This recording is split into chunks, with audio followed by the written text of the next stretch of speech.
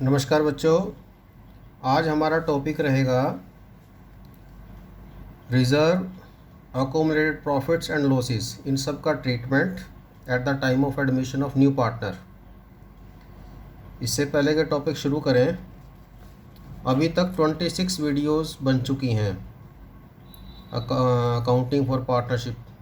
इसके जो चैप्टर्स हैं, fundamental, meaning and valuation of goodwill, change in profit share ratio, admission of partner की भी 6 बन चुकी है अब तक। तो टोटल 26 है जो इस लिंक पे आपको मिल जाएंगे www.nirupamsir.com। अगर आपके कोई डाउट्स हैं तो कमेंट में पूछ लीजिएगा। टॉपिक से रिलेटेड कुछ वीडियोस हैं या कुछ और लिंक्स हैं जो आपको डिस्क्रिप्शन में मिल जाएंगे, और इस चैनल को सब्सक्राइब कर लीजिए ताकि नई वीडियो की आपको इन्फॉर्मेशन टाइमली मिलती रहे। टॉपिक शुरू करते हैं। Accounting treatment of reserve, accumulated profits and losses. उसके केसेस हैं, ये मैंने टोटल 9 केसेस में इसको डिस्कस किया है, उसको देखना समझना है। First case, when reserve and accommodated profits transfer to partners capital account. Reserve और अकोमोडेटेड प्रॉफिट्स को कैपिटल में जब ट्रांसफ़र करना हो, क्वेश्चन में कैसे मिलेगा, इसके लिए एग्जाम्पल फ्रेम किया। Example 1, ABR partner sharing profit losses ratio 3:2, C is admitted for 1/6 share, और बैलेंस शीट का एक्सट्रैक्ट दिया होगा, और उसके अंदर आपको लिखा मिलेगा reserve and profit and loss, दोनों या दोनों में से कोई एक। तो ये आपके क्रेडिट बैलेंस है, लायबिलिटी साइड में जो बैलेंस होते हैं वो क्रेडिट बैलेंस है।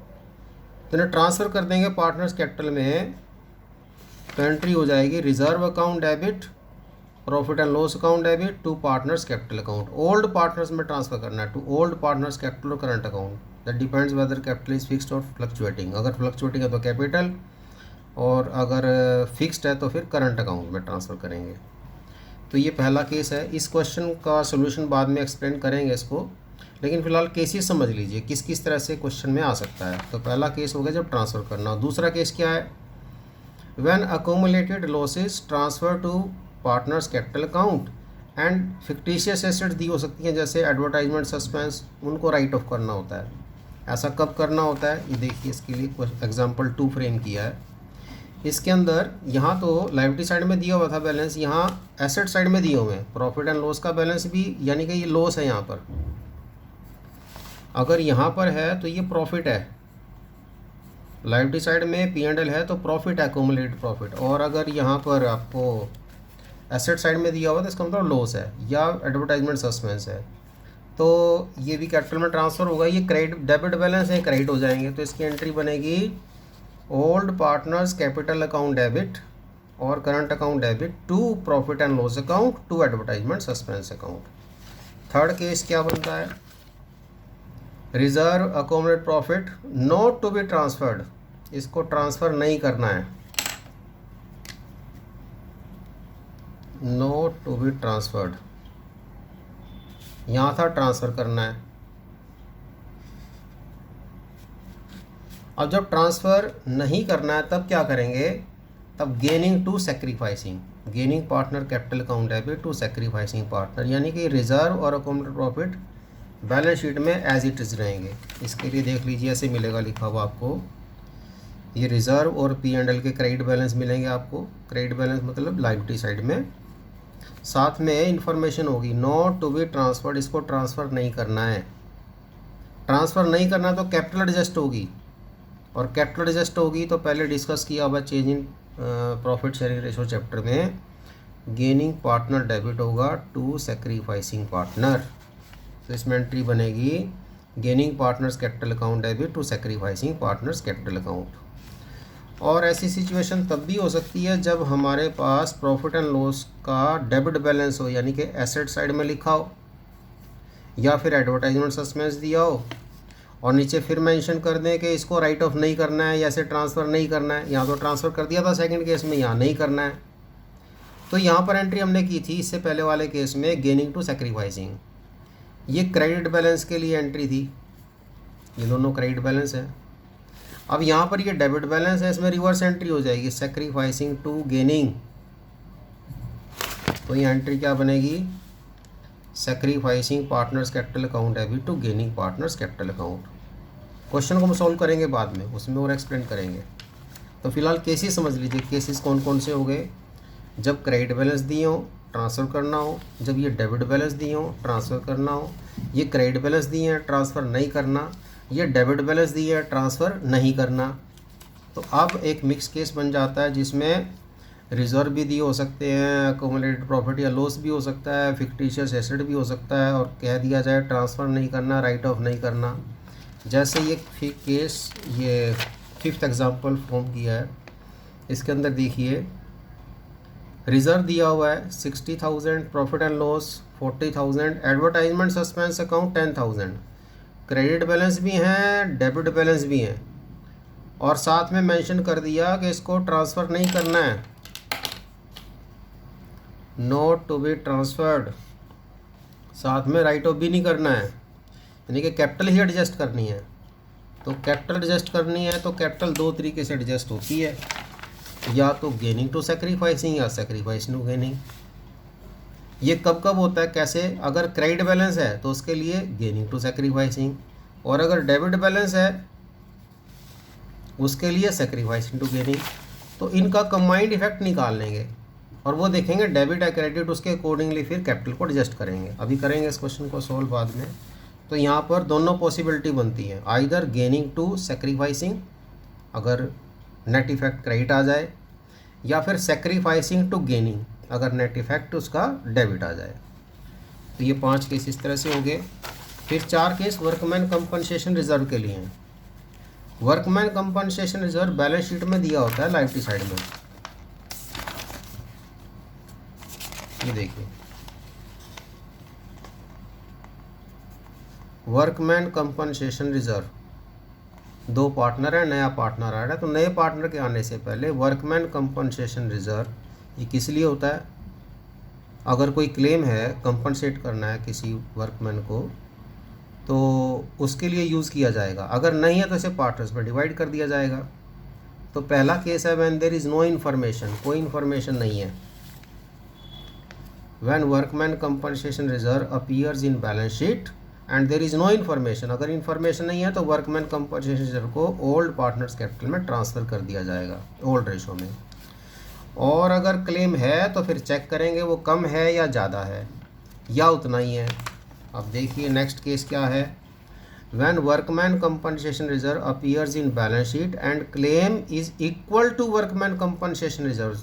अब ये कैसे लिखा मिलेगा आपको, ये देखिए 7th example, workman compensation reserve 15,000 और नीचे लिखा मिलेगा workman compensation if there is claim of 15,000। तो जितना क्लेम है उतना ही रिजर्व है, उस केस में रिजर्व डेबिट हो जाएगा, क्लेम क्रेडिट हो जाएगा। रिजर्व यूज़ हो गया, क्लेम आपने लायबिलिटी इंक्रीज कर दी, देना है वर्कमैन को, तो उसमें एंट्री हो जाएगी workman compensation reserve to workman compensation claim. Next case क्या है, when claim is less than reserve, claim is less than, claim reserve से कम है। जैसे 8th में देखिए यहाँ पर रिजर्व है 15,000 लेकिन क्लेम का अमाउंट है 5,000, तो 5,000 तो क्लेम हो जाएगा और बाकी रिजर्व पार्टनर्स में डिवाइड हो जाएगा। तो उसकी एंट्री क्या करेंगे, workman compensation reserve to workman compensation claim, जितना क्लेम है, और remaining amount will be transfer to partners capital account. इसके बाद लास्ट टॉपिक है जिसमें लास्ट केस जिसमें रिजर्व है 15,000 लेकिन क्लेम आपका 18,000 है, यानी कि रिजर्व है but claim is more, claim ज़्यादा है रिजर्व से। तो उसमें क्या केस में क्या करेंगे, उस केस में जितना क्लेम का अमाउंट है ये ज़्यादा है, रिजर्व कम है, तो डिफरेंस रिवैल्यूएशन डेबिट हो जाएगा और इस रिवैल्यूएशन लॉस को फिर कैपिटल में भी अफेक्ट करेगा, कैपिटल को भी है, तो old partners capital account debit to revaluation account से क्लोज भी कर देंगे। तो इस तरह से 9 केसेस हैं और ये 9 क्वेश्चन फ्रेम किए हुए हैं। अब इनके आंसर डिस्कस करेंगे। फर्स्ट देखिए क्वेश्चन, फर्स्ट क्वेश्चन में रिजर्व और प्रॉफिट लॉस, एक्यूमुलेटेड प्रॉफिट है, नया पार्टनर आ रहा है सी, ओल्ड पार्टनर है ए और बी, 3:2 की रेशो है। तो नए पार्टनर के आने से पहले रिजर्व और प्रॉफिट ओल्ड पार्टनर्स में ओल्ड रेशो में डिवाइड हो जाएंगे। ये दोनों क्रेडिट बैलेंस हैं, इनको डेबिट करेंगे और इनसे कैपिटल इंक्रीज़ हो जाएगी तो कैपिटल को क्रेडिट करेंगे। जैसे रिज़र्व के लिए एंट्री होगी, रिज़र्व का क्रेडिट बैलेंस है, डेबिट कर देंगे तो एंट्री होगी reserve account debit to A's capital to B's capital. कितना रिज़र्व है? 60,000। किस किस में ट्रांसफ़र करेंगे? ए और बी में। किस रेशो में? 3:2 में। तो reserve account debit to A's capital to B's capital 3:2 में 36,000 24,000 ट्रांसफ़र कर देंगे। नई बैलेंस शीट में रिज़र्व नहीं आएगा और कैपिटल इनकी इंक्रीज़ हो गई।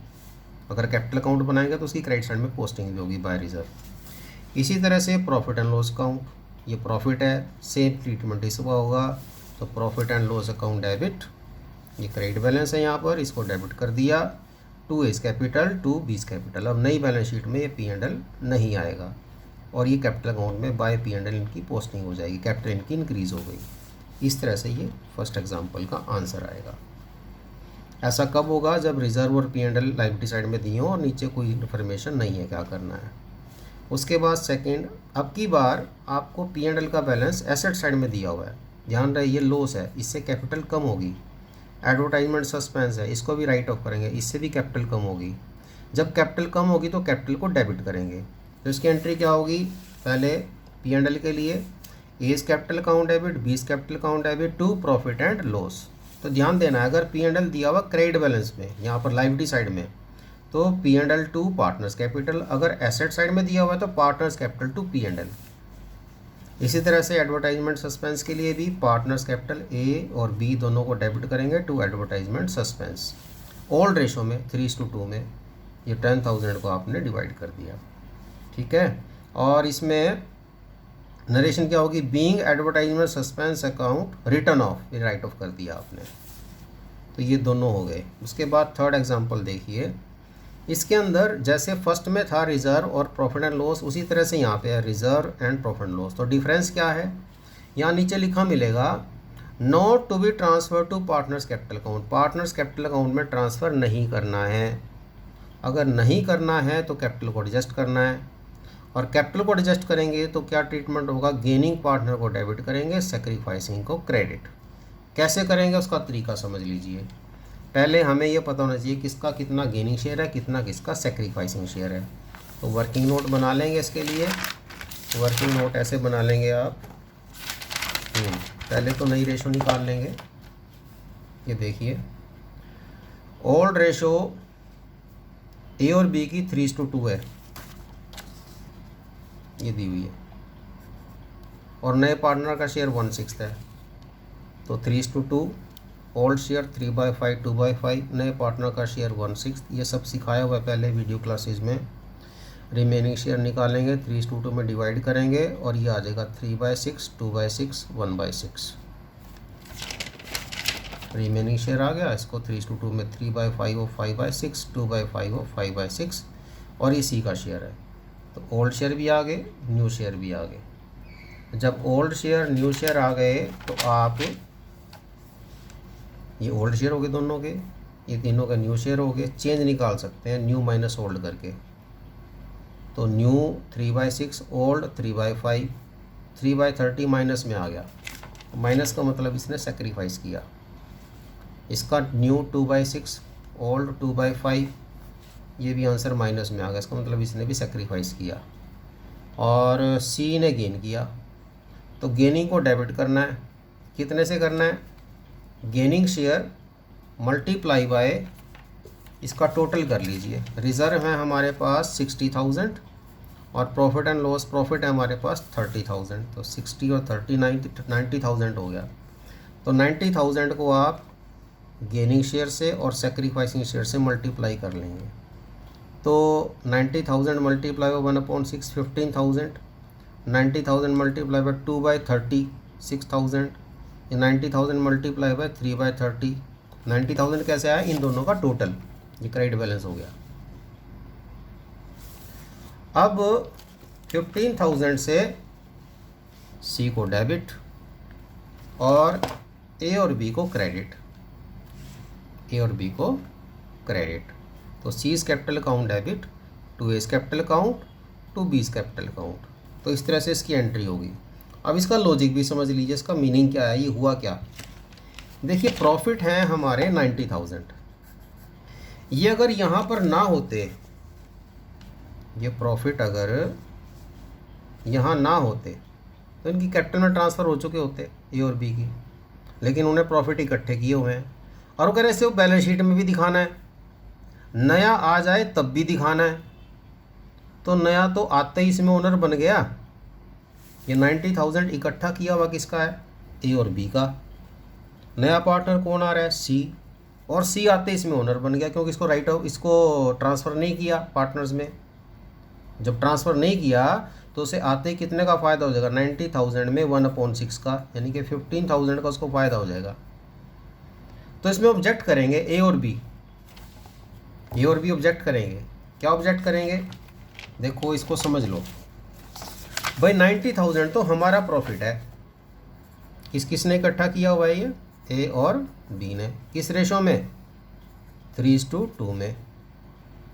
तो अगर इसे डिवाइड करें 5, 18, 1 और 36,000, इतना इनका क्लेम बनता है। तो ए कहेगा इसमें मेरे 54 हैं, बी कहेगा मेरे 36 हैं। लेकिन जैसे ही सी का एडमिशन हुआ और 90,000 आपने ट्रांसफ़र नहीं किए और इसका एडमिशन कर लिया, और नई रेशो भी आ गई 3/6, 2/6, 1/6। तो ये 1/6 के लिए यानी कि 15,000 का ओनर बन गया। ये सी इसमें 15,000 का ओनर बन गया। और अगर ए और बी का शेयर देखें तो 2/6 निकाल लो, 6, 15, 30,000 ये हो गए, और 15, 45,000 ये हो गए। तो जिसमें ए का शेयर 54,000 था, अब नए पार्टनर के आने से उसका शेयर कितना रह जाएगा, 45। तो ए ऑब्जेक्ट करेगा मेरे 9,000 रुपये दो पहले। भाई ए, अगर सी ना आता तो ए का 90,000 में इतनी ओनरशिप थी, लेकिन सी के आने पर उसकी ओनरशिप सिर्फ कितनी रह जाएगी, 45, क्योंकि नई रेशो में इसको डिवाइड होगा। तो सी के आने पर या तो ये इसे अपनी कैपिटल में ट्रांसफ़र करेंगे, अगर नहीं करेंगे तो ए का ऑब्जेक्शन होगा, और ए के ऑब्जेक्शन को उस सेटिस्फाइज को करने के लिए ए को 9,000 ए को देना पड़ेगा, इसकी कैपिटल को इंक्रीज़ करना पड़ेगा। इसी तरह से बी को भी ऑब्जेक्शन होगा 6,000 के लिए, तो इसको 6,000 देने पड़ेंगे, और देगा कौन, सी। तो सी की कैपिटल को डेबिट कर दिया जाएगा, ये कर दिया, सी को डेबिट कर दिया 15,000 से, और ए और बी को क्रेडिट कर दिया। लॉस के केस में रिवर्स हो जाता है, लॉस के केस में ये ऑब्जेक्ट करेगा सी। अब जैसे नेक्स्ट केस देखिए, 4th, इसमें ये प्रॉफिट एंड लॉस, ये लॉस है, ये एडवर्टाइजमेंट सस्पेंस है। अब यहाँ पर आप इसी की तरह से इसका टोटल करोगे, 20,000 P&L का हो गया, और एडवर्टाइजमेंट सस्पेंस ये 10,000 हो गया, 30,000 ये डेबिट बैलेंस है। यहाँ पर नया पार्टनर आया 1/6, वो ये तो वही रहेगा, ये वाले शेयर तो हम निकाल ही चुके हैं, 3/30, 2/30, 1/6। तो ये मैंने एज इट इज़ यहाँ लिख दिए, 3/30, 2/30, 1/6।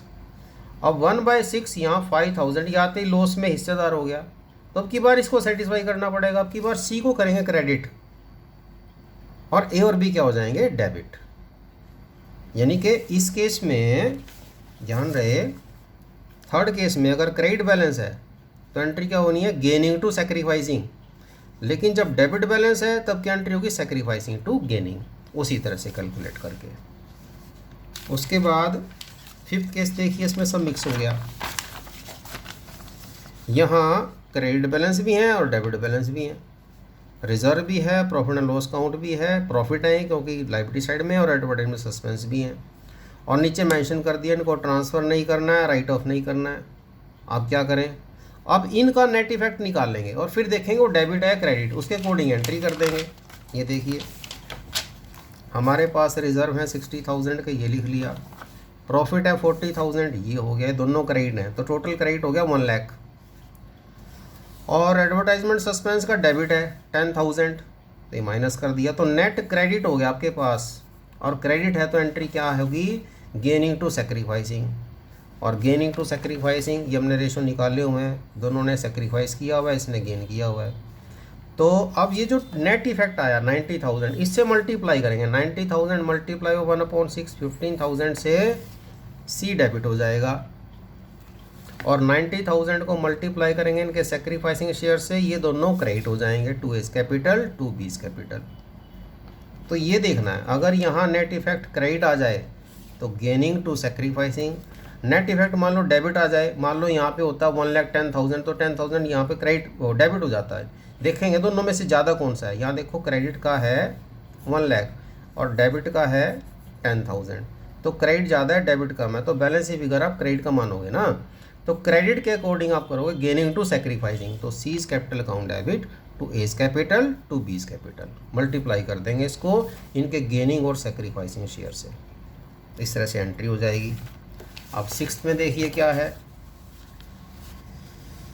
सिक्स्थ में वर्कमैन कंपनसेशन रिजर्व दिया हुआ है 15,000, वही है, ए और बी पार्टनर हैं 3:2, सी नया पार्टनर है 1/6 के लिए, और नीचे कोई इन्फॉर्मेशन नहीं है। When there is no information, then workman compensation reserve will be transferred to old partners capital account in old ratio।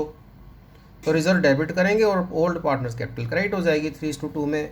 तो इसकी एंट्री क्या बनेगी, workman compensation reserve account debit to A's capital to B's capital, ये 15,000 old ratio में ये transfer कर देंगे, 3:2 इनकी ओल्ड रेशो है, 9,000 6,000 being workman compensation reserve transfer to old partners capital account in old ratio. Next case देखिए, next case में workman compensation reserve है, साथ में क्लेम का अमाउंट भी दिया हुआ है और वो क्लेम वर्कमैन कंपनसेशन रिजर्व के इक्वल है। अब अगर इक्वल है तो रिजर्व को डेबिट कर देंगे और क्लेम क्रेडिट हो जाएगा, पार्टनर्स कैपिटल में डिवाइड करने के लिए कुछ नहीं है हमारे पास। तो इसकी एंट्री क्या बनेगी, workman compensation reserve account debit to workman compensation claim, reserve debit और क्लेम क्रेडिट। रिजर्व आपके यूज़ हो गए, क्यों, क्योंकि क्लेम आपका राइज हो गया, लाइबिलिटी इंक्रीज होगी, वर्कमैन को कंपनसेट करना है आपको, 15,000 का क्लेम है, तो रिजर्व को डेबिट कर देंगे, क्लेम क्रेडिट कर देंगे। देखो पहला केस था कोई इन्फॉर्मेशन नहीं है, इन्फॉर्मेशन नहीं है तो कैपिटल में ट्रांसफ़र कर दिया। अच्छा अगर कहता क्लेम है ही नहीं तब भी ट्रांसफ़र करेंगे, इन्फॉर्मेशन नहीं है तब भी मान के चलेंगे क्लेम नहीं है तब भी ट्रांसफ़र करेंगे, लेकिन अगर क्लेम है और वो इक्वल अमाउंट है तो एंट्री क्या हो जाएगी, reserve to claim same amount से। अब ऐसा भी हो सकता है क्लेम इस अमाउंट से कम हो या ज़्यादा हो, वो अगले केस हैं, दो केस और हैं। ये देखिए यहाँ पर रिजर्व है 15,000 और क्लेम है 5,000, तो 10,000 आपका रिजर्व बच गया जो कैपिटल में ट्रांसफ़र होगा। अब इस केस में क्या एंट्री करेंगे, workman compensation reserve 15,000 to workman compensation claim 5,000 to A's capital to B's capital, remaining amount है जो 10,000, यानी कि 15,000 में से 5,000 क्लेम माइनस करके जो 10,000 रिमेनिंग रिजर्व है वो ए और बी में डिवाइड हो जाएगा 3:2 की रेशो में, तो 6,000 और 4,000 ये अमाउंट आ जाएंगे। तो एंट्री होगी workman compensation reserve account debit to workman compensation claim, जितना क्लेम है और एक्सेस रिजर्व यानी कि इससे जितना फालतू है वो ए और बी में ट्रांसफ़र हो जाएगा to A's capital to B's capital old ratio में। और ये जो क्लेम है ये इससे ज़्यादा भी हो सकता है, अगर ज़्यादा है तो उसका देखिए नेक्स्ट केस, अब की बार 18,000 है जबकि रिज़र्व हमारे पास वही 15,000 है, रिज़र्व 15,000 और क्लेम 18,000, तो क्लेम जो क्रेडिट करेंगे वो 18,000 है क्योंकि लायबिलिटी इंक्रीज़ हो गई, लेकिन रिज़र्व है हमारे पास सिर्फ 15,000, तो 3,000 रिवैल्यूएशन से लेंगे और ये लॉस रिवैल्यूएशन का लॉस कैपिटल को अफेक्ट करेगा, इन दोनों की कैपिटल भी डेबिट होगी। तो A's capital account debit, B's capital account debit, to revaluation. फिर समझ लीजिए जितना रिज़र्व है हमारे पास वो रिज़र्व डेबिट कर देंगे, जितना क्लेम है क्लेम हमारा क्रेडिट हो जाएगा, बैलेंसिंग फिगर इतने से रिवैल्यूएशन डेबिट करेंगे क्योंकि इतना नुकसान हो गया, लायबिलिटी हमारी ज़्यादा इंक्रीज़ होगी, रिजर्व हमारे कम थे तो बाकी रिवैल्यूएशन में आएगा, और ये लॉस इनकी कैपिटल को कम करेगा, तो A's capital account debit, B's capital account debit, to revaluation, loss on revaluation transfer to old partners capital account in old ratio. इस तरह से ये 9 एग्जाम्पल हैं। आज के लिए इतना ही, थैंक यू।